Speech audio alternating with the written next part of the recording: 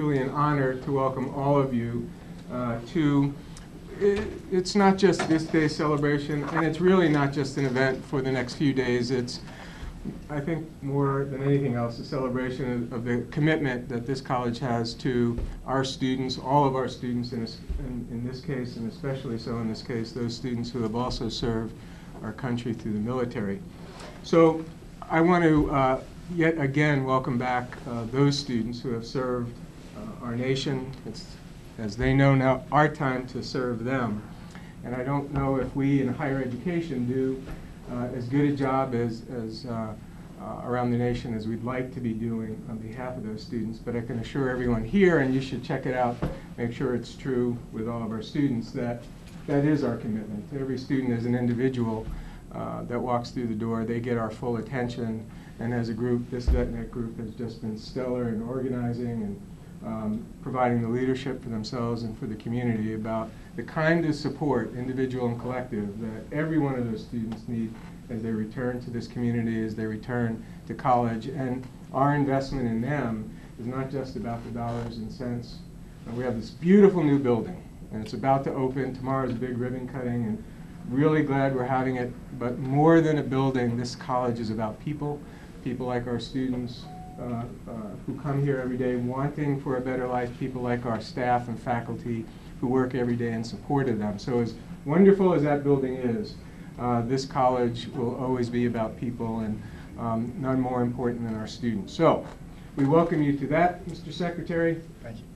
We're glad that Secretary Coleman could make the time to come out here and be with us. I think that's a statement about how this state feels about all of you in this college.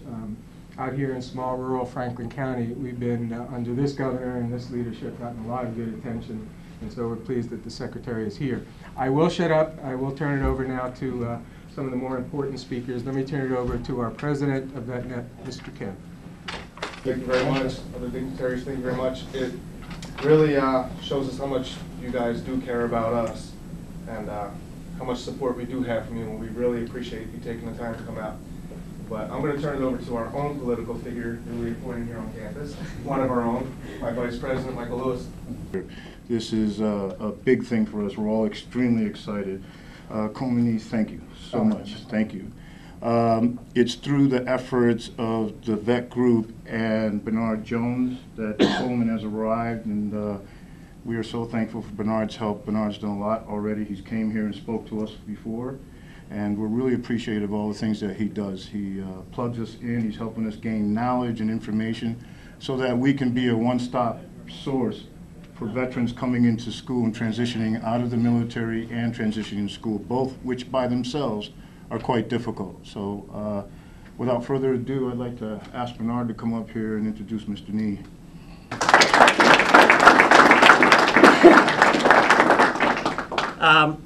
My name is Bernard Jones, and I paid him to say everything. You must have.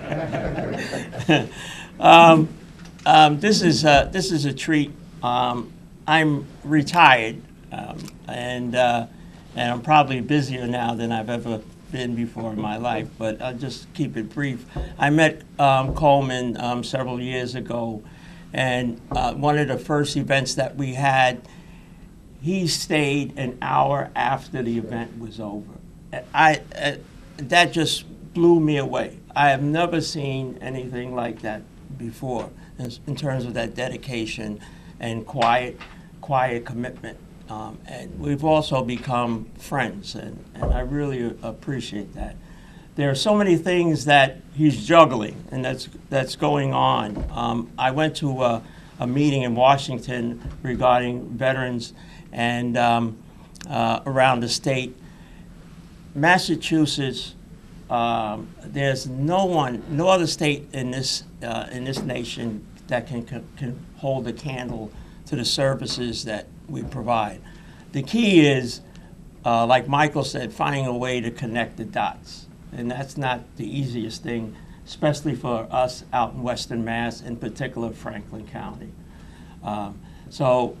Anyway, I don't want to, because these guys will never let me live it down. Steve Como and Jack Downing runs Sojourn, and Paul Barbani, our new secretary at the Soldiers Home, is here today.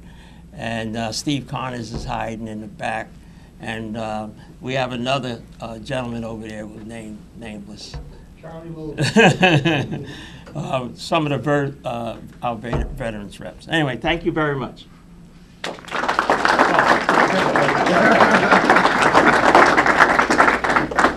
I stayed an hour later because you hid my keys from me. You didn't tell them that.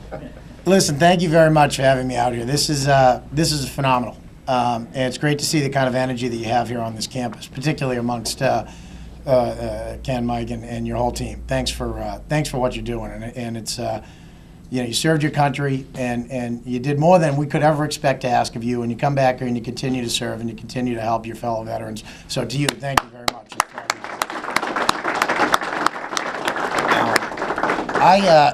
Believe me, it's not a task to come out here. I love it out here. I think this is a phenomenal resource for Massachusetts. We talk a lot about Western Massachusetts and about Central Massachusetts.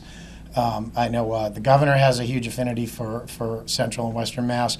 The lieutenant governor obviously does, and is out here quite a bit. And so that we really look at this as we need to bring the services to you out here. It shouldn't happen that if you need anything, you have to come all the way into Boston to get it, or to come to Eastern Mass. And one of the first things we've done over the past since we've had a transition in the department over the past few weeks is begun to bring vet service opportunities out here. We're doing our hearings. We're having vet representatives from department come to the Holyoke Soldiers Home. Thanks to Paul and his team for letting us have space and availability there, so people can come down and get services that they need to talk to the central office from. Obviously, we want to continue to support our veteran service officers and Charlie and Steve, Leo Barron. These folks are in the trenches every day, and Massachusetts is the only state in the entire country that has each city or town have a dedicated veteran service officer to serve the veterans in that community. It's something we're very proud of. It's certainly a system that really brings it down to the local level. And as Bernard said, we offer a ton in terms of vet services. The VA offers a ton. Great nonprofits like Soldier On and our community college system and our higher ed system, they all offer a ton of stuff for veterans.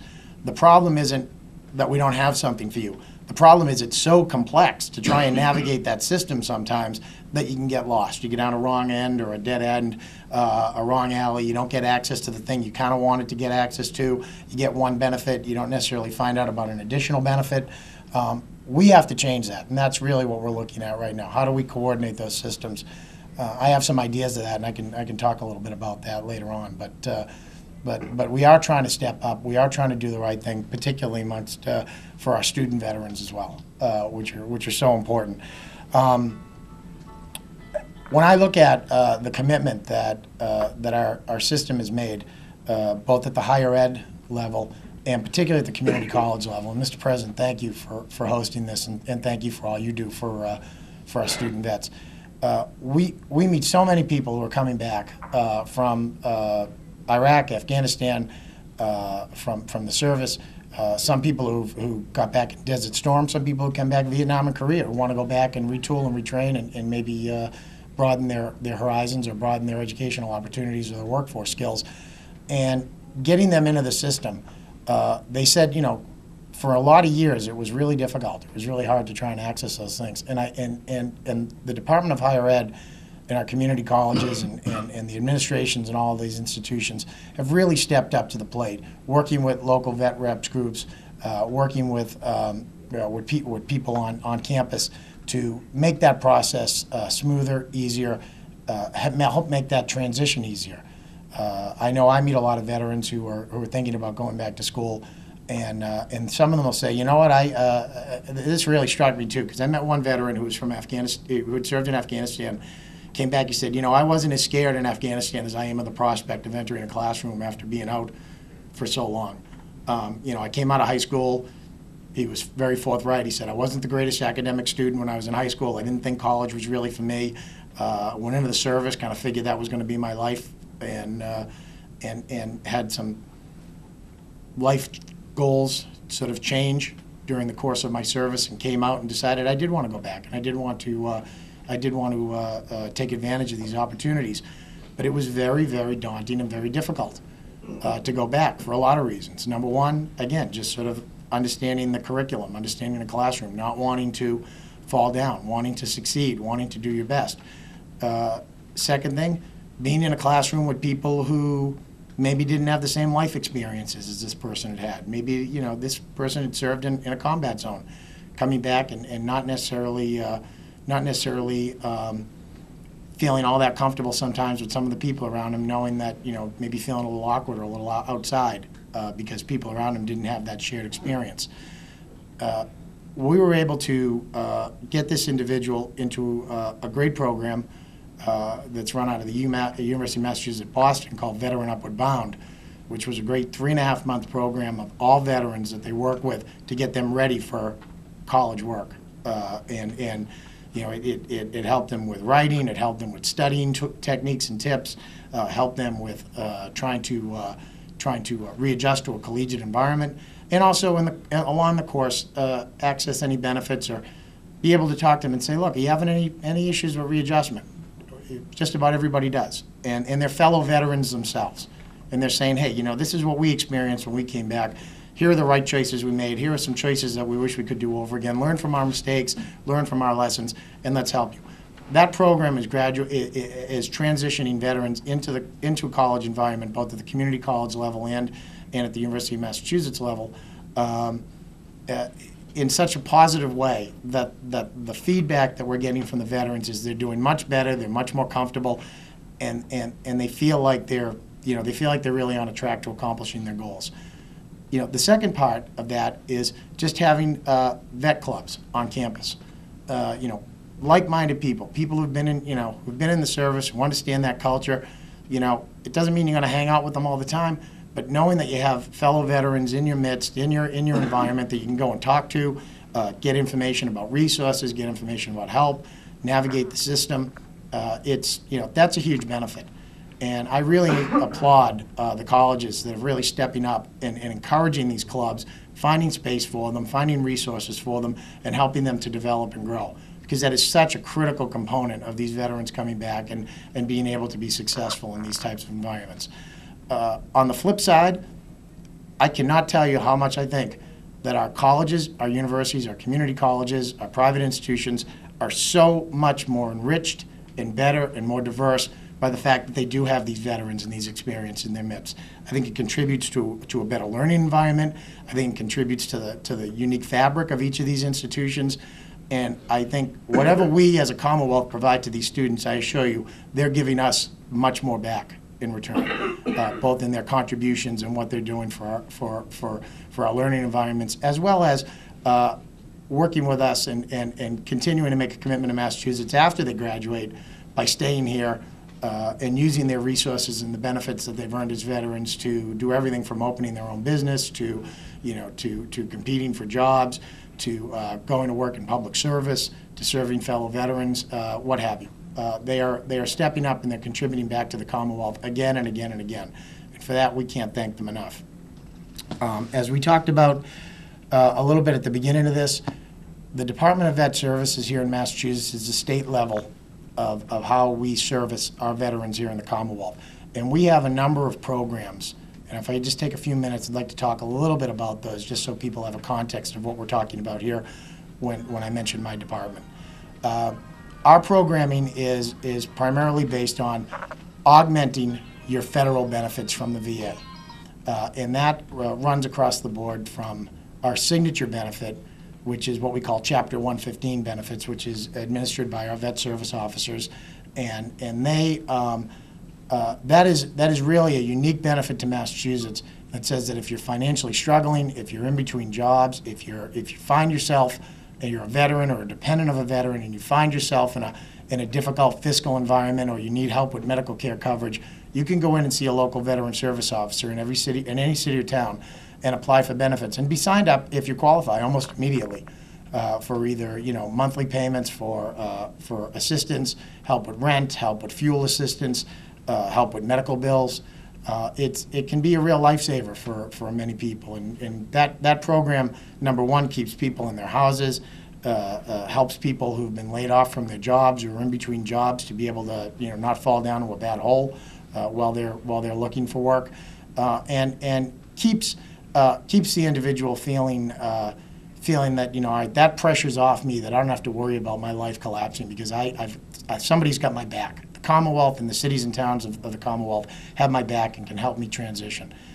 We're very proud of that program, and I would encourage you to tell people if they're a dependent of a veteran or a veteran themselves and they find themselves in a tough situation, please go see your veteran service officer. That person can also help you access your VA benefits, and as well as if you have VA-related claim issues. We are the only state in the entire nation that offers an annuity, tax-free annuity, to 100% disabled veterans and our Gold Star families. So for 100% disabled veterans or families that have lost someone in combat, the Commonwealth will provide you with a $2,000 a year annuity, tax-free for the rest of your life. It certainly doesn't make up for what you've lost or what you've given this country, but it's a small measure of our appreciation for your sacrifice, and we want to make sure that people take advantage of that as well. Our women veterans, and I know we have a number of women veterans that are here today. We are immensely proud of our women veterans here in the Commonwealth. Out of the 400,000 veterans that are in the Commonwealth today, 28,000 of them, just over 28,000 of them, are women veterans. And we're seeing, coming back from the current conflicts, that the ratio that matches up almost nationwide, that just about 1 in every 10 women deployed, 1 in every 10 service member deployed to a combat zone is a female. And those folks are coming back. Now they're looking for access to services, benefits, and resources the same as their male counterparts and that they may have earned, but they may also have unique issues or challenges as well that are unique to them as a woman veteran. We want to make sure we're meeting that need as well. Over the past 3 years, we've grown our Women's Veterans Network. We've held the first statewide conference for women veterans in Massachusetts 2 years ago. We held our second one last year, and this year we'll be holding our third in Salem, I believe. And that's for women veterans all over the Commonwealth can come, get information about resources, about financial planning, about navigating the VA system, about state services, really runs the gamut. Our SAVE team, a huge benefit that we've instituted over the past couple of years. Our SAVE team is a team of recently returned veterans, for the most part, who are trained in all of the resources, and they are peers. They are someone that if you know a veteran who is struggling, particularly a recently returned veteran who's having a hard time with the readjustment process, please call our number. You can go to our website, or you can go to the vet reps or the VSOs. They will send someone out. This is a peer, someone who's been there. These are combat veterans who can go and talk to that individual and say, look, transitioning back is tough. I've been there myself, made some mistakes. Let's get you back on track. And they take the issue of you don't know what it's like is really off the table. And they begin to work with that veteran one-on-one and get them into a good place. And that could be anything from, hey, that person just needed help finding the VA and the VA vet centers to someone that needs a lot more help.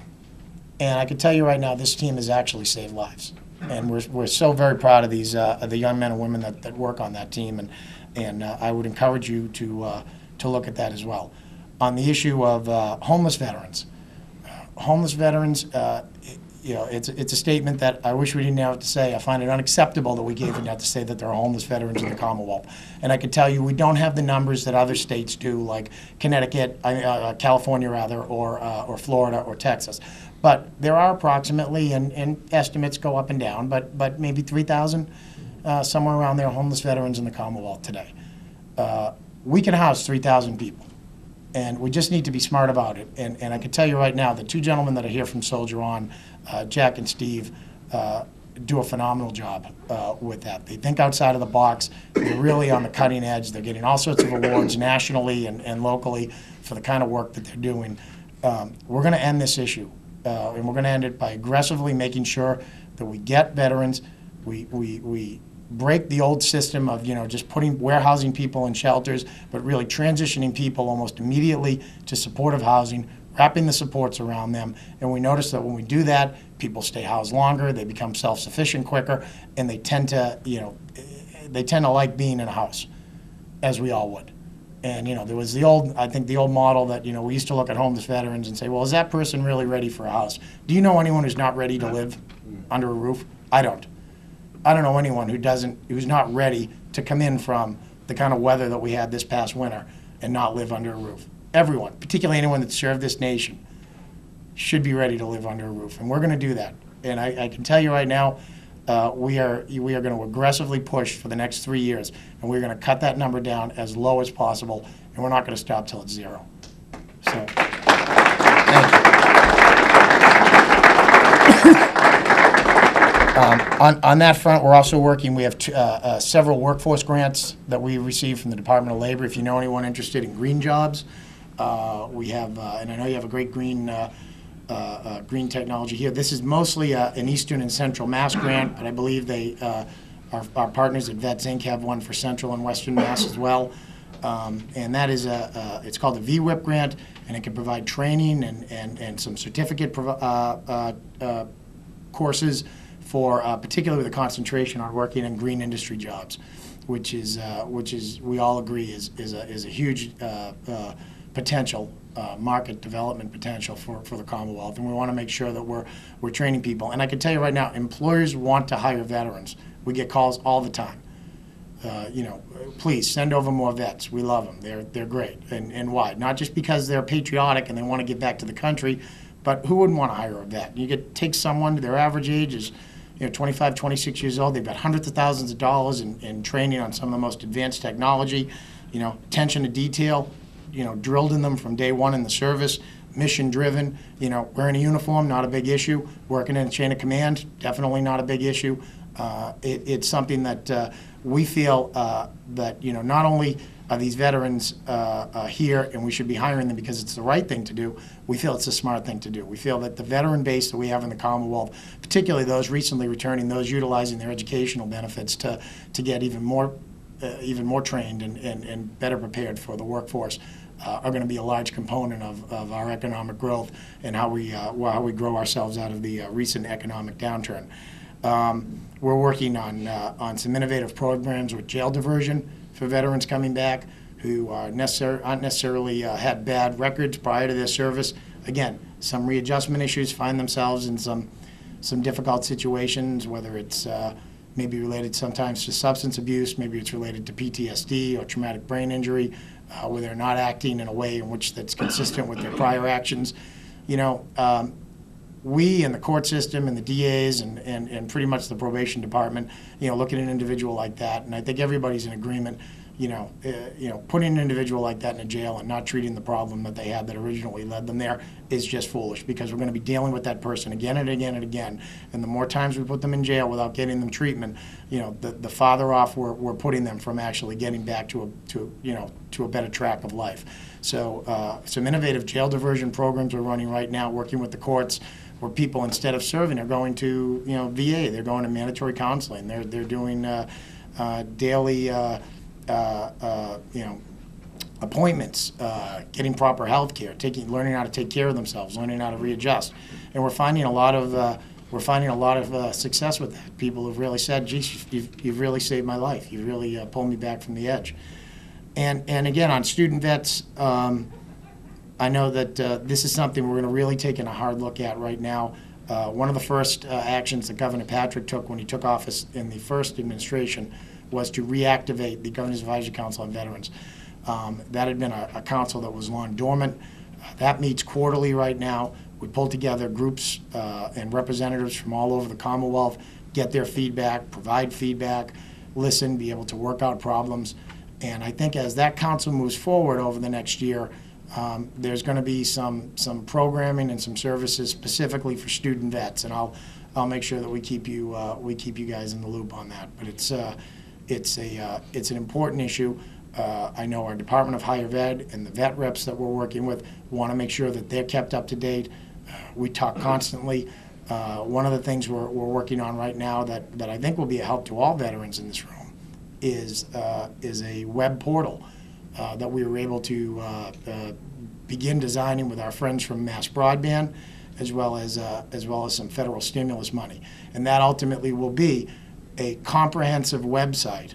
We're hoping to launch this by next fall, that will have federal, state, local, nonprofit, you have it, all your vet benefits under one umbrella website where you can type in questions about what you're looking for, and the links to those resources will come up and be able to help you navigate that system a little easier. If you get down one path and it doesn't look like it's really what you want, it'll easily take you back and let you, redefine your question, and again, try to help you out. Our vet service officers will all be trained in this.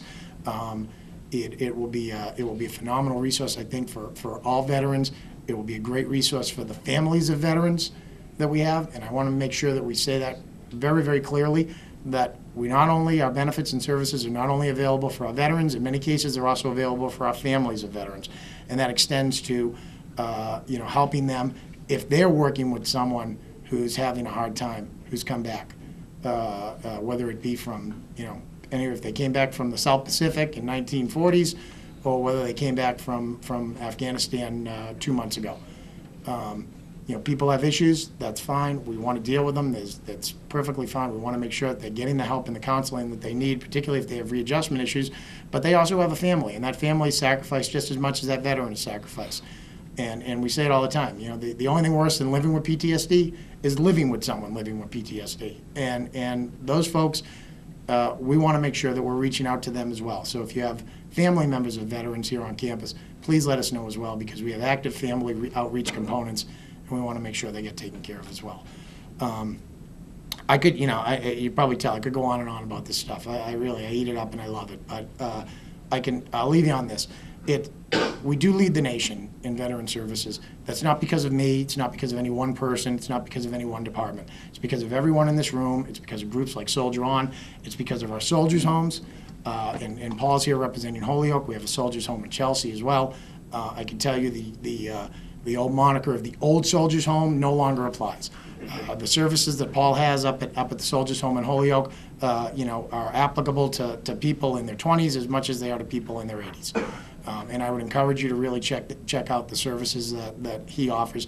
And Paul's background with the VA and his appointment coming on, and with Steve and Bernard as trustee members of the board out there, I feel there's going to be a real positive integration of federal, state, and local benefits and nonprofit benefits that's even going to take root even more so at our soldiers' homes, particularly out in Holyoke. So use that as a resource. But those folks, folks like Bernard, folks like Dan Hamray, who's here from the American Legion, everyone in the room that's committed to veteran services is the reason why we lead the nation, because we don't forget about our veterans, and we're conscious of the fact that there was a period in time, and to our Vietnam veterans that are here today, I'll tell you this, we recognize there was a period of time when we did not treat our veterans appropriately, respectfully, or with dignity when they returned. And I can assure you this, on our watch, that will never happen again.